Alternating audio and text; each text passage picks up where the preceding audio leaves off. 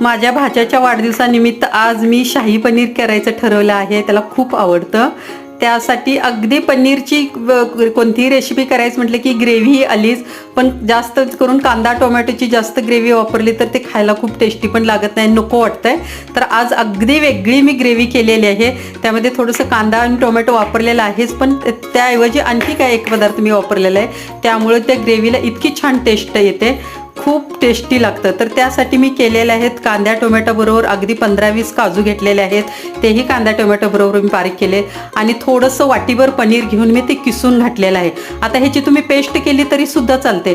तर ते पनीर किसून त्या ग्रेव्हीमध्ये घातल्यामुळं ते ग्रेव्हीला एक वेगळं टेक्स्चर पण येतं आणि टेस्ट पण येते, खूप टेस्टी होते. अशा पद्धतीने केलं तर तुम्ही त्या पनीरची पेस्ट जरी करून घेतलं तरी सुद्धा चालतं.